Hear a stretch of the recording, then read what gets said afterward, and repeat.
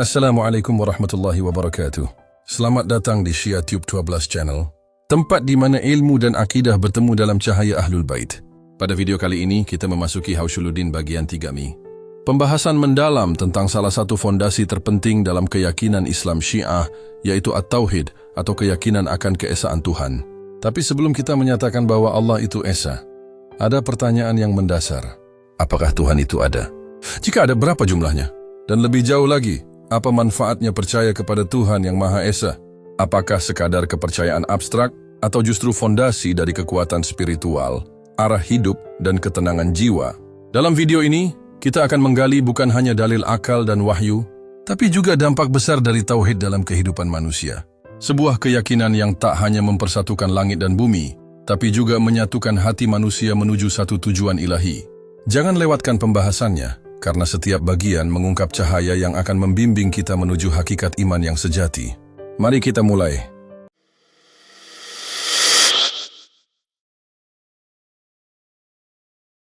Berikut ini beberapa penjelasan dalil akli dan nakli mengenai keniscayaan keberadaan Tuhan dan keniscayaan bahwa Tuhan itu Esa.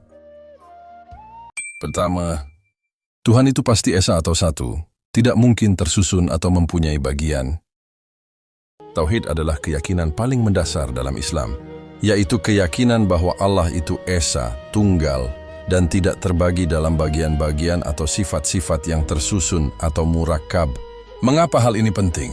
Karena segala sesuatu yang tersusun pasti membutuhkan bagian-bagiannya untuk ada, dan sesuatu yang membutuhkan berarti tidak mandiri. Jika sebuah wujud masih bergantung pada bagian lain untuk eksistensinya, maka ia tidak mungkin menjadi sumber segala wujud.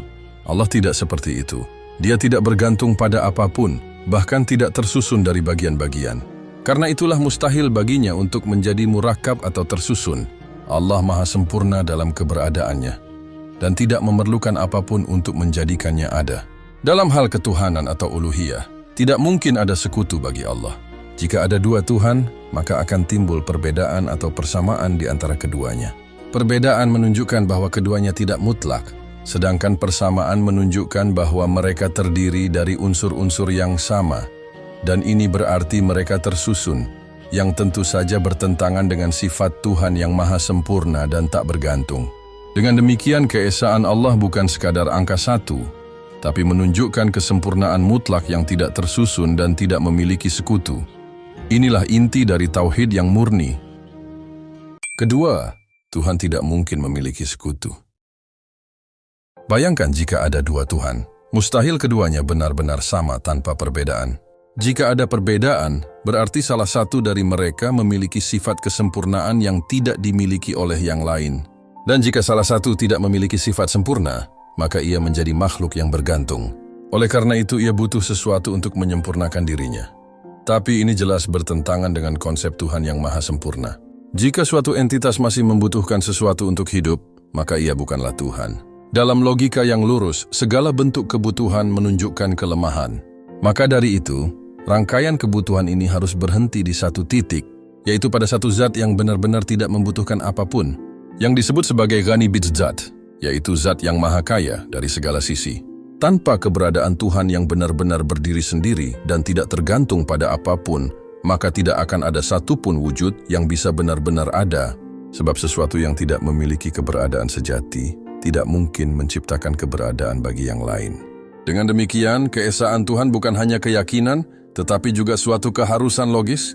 Tuhan yang sejati adalah satu, sempurna, dan tidak memerlukan siapapun atau apapun.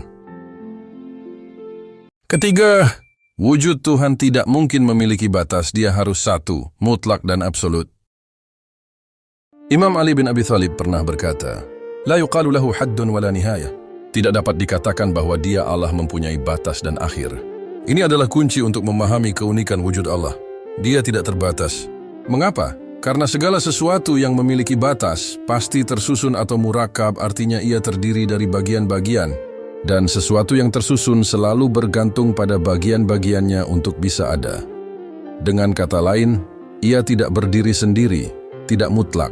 Allah tidak seperti itu. Dia tidak terdiri dari bagian-bagian, dan wujudnya tidak bisa dibayangkan memiliki ujung atau sisi yang membatasi.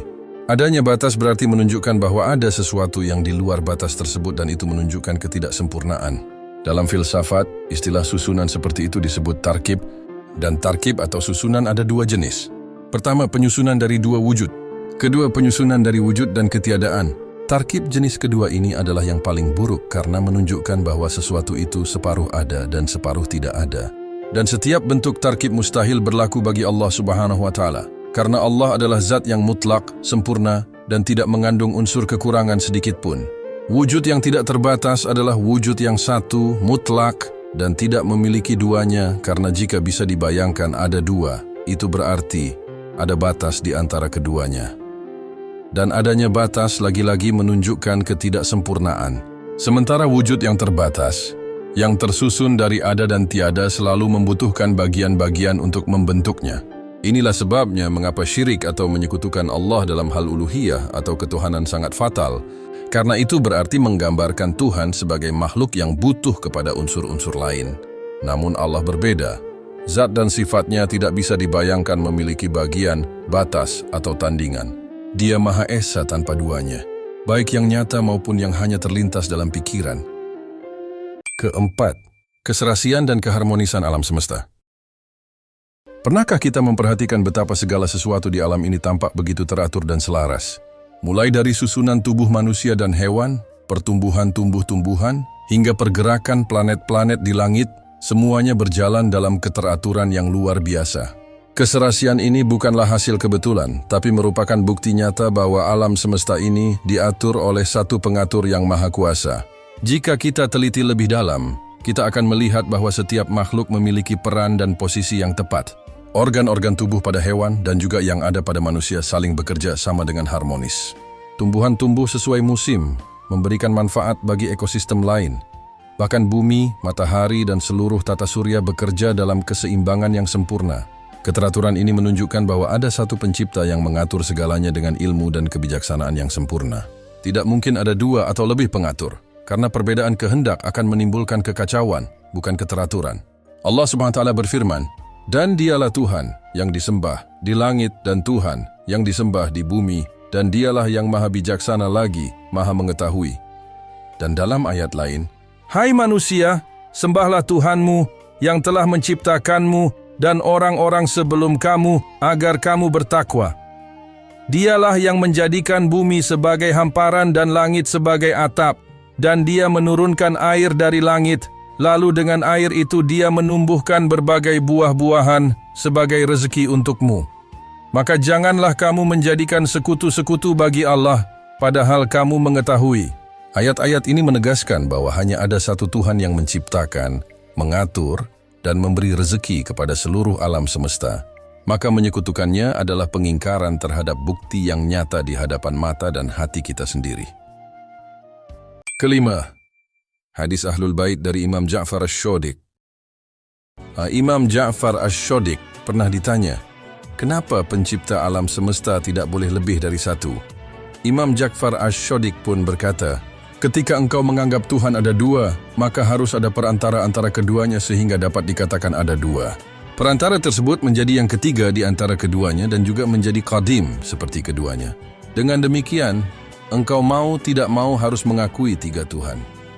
Apabila engkau menganggap ada tiga Tuhan, maka engkau harus mengakui, sebagaimana apa yang engkau katakan tadi, sekiranya Tuhan itu ada dua, yaitu, sekiranya di antara ketiga Tuhan tersebut masing-masing terdapat perantara, maka perantara di antara ketiga Tuhan itu mau tidak mau menjadi Tuhan. Maka jika ditotal menjadi 5 Tuhan, demikian seterusnya, sampai pada angka yang tak berakhir saking banyaknya. Keenam, nasihat Imam Ali bin Abi Thalib kepada putranya Imam Hasan. Amirul Mukminin Imam Ali bin Abi Thalib berkata kepada putranya Al-Hasan, "Ketahuilah, wahai anakku, bahwa seandainya Tuhanmu mempunyai sekutu, maka para rasulnya sekutu Tuhan tersebut pasti didatangkan kepadamu, dan engkau pasti menyaksikan pengaruh-pengaruh kerajaan dan kekuasaannya, serta mengetahui perbuatan-perbuatan dan sifat-sifatnya. Akan tetapi Tuhan adalah satu sebagaimana Dia mensifati dirinya." Manfaat dan pengaruh tauhid dalam kehidupan individu dan masyarakat. Salah satu pengaruh terbesar dari tauhid yang sejati adalah fokusnya jiwa dan pikiran manusia hanya kepada satu tujuan, yaitu Allah semata. Ketika seseorang baik individu maupun masyarakat mengarahkan seluruh iradah kehendak, perhatian dan cita-citanya hanya kepada Tuhan yang Maha Esa, maka tidak ada lagi ruang bagi kebingungan, keraguan, atau kehampaan dalam hidupnya. Hanya ada satu arah, satu maksud, dan satu tujuan tertinggi. Allah SWT berfirman dalam surah Sabah, "Qul innama a'idhukum biwahidatin an taqumu lillahi mathna wa furada." Katakanlah, sesungguhnya aku hendak memperingatkan kepadamu suatu hal saja, yaitu supaya kamu menghadap Allah dengan ikhlas, berdua-dua atau sendiri-sendiri.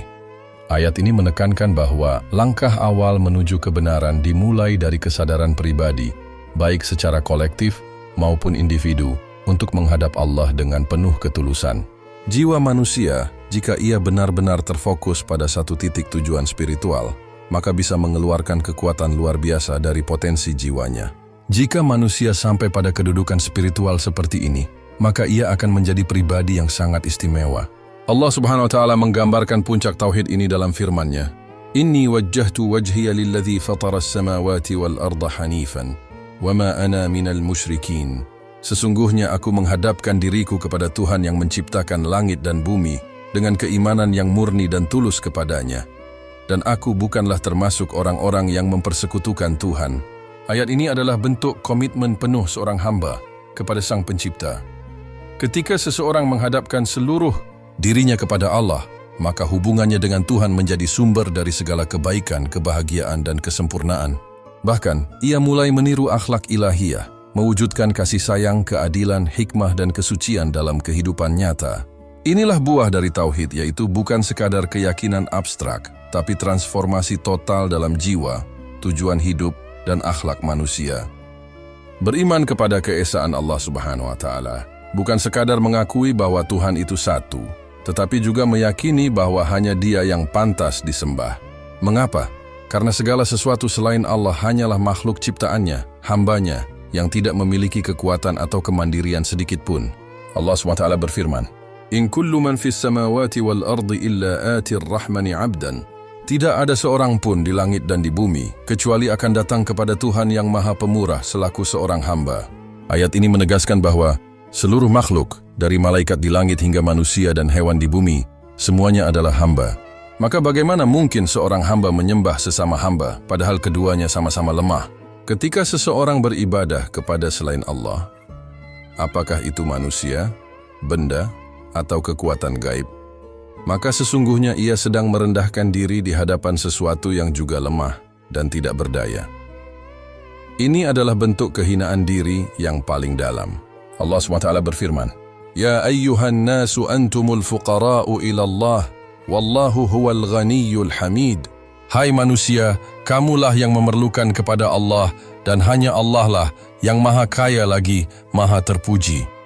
Kita semua butuh kepadanya untuk hidup, untuk makan, untuk bernapas, bahkan untuk berpikir.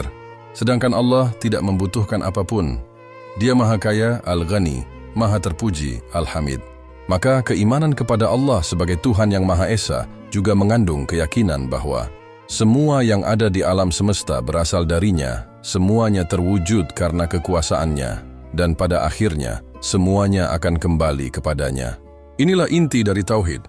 Pengakuan total bahwa Allah adalah pusat dari segala wujud, kekuatan, dan tujuan hidup. Sahabat Syia Tube 12 Channel, dari pembahasan ini kita telah menyaksikan betapa pentingnya At-Tauhid sebagai fondasi iman. Keyakinan bahwa Tuhan itu ada, bahwa Dia Esa, dan bahwa hanya Dia satu-satunya yang layak disembah.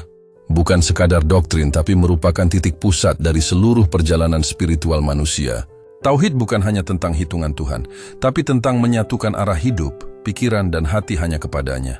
Dialah asal segala wujud, tempat kembali setiap jiwa, dan satu-satunya sumber kekuatan sejati dalam hidup ini. Dengan memahami dan menghayati tauhid, kita tidak hanya mengenal Tuhan, tapi juga mengenal diri kita yang sesungguhnya. Kita menjadi hamba yang sadar, bukan sekadar pengikut tradisi. Kita menjadi manusia yang merdeka dari segala bentuk perbudakan dunia, karena hanya bersujud kepada Yang Maha Esa. Jika video ini memberi manfaat dan membuka cakrawala iman Anda, jangan lupa like, share, dan subscribe untuk mendukung dakwah Ahlul Bait di Syia Tube 12 Channel. Wassalamualaikum warahmatullahi wabarakatuh.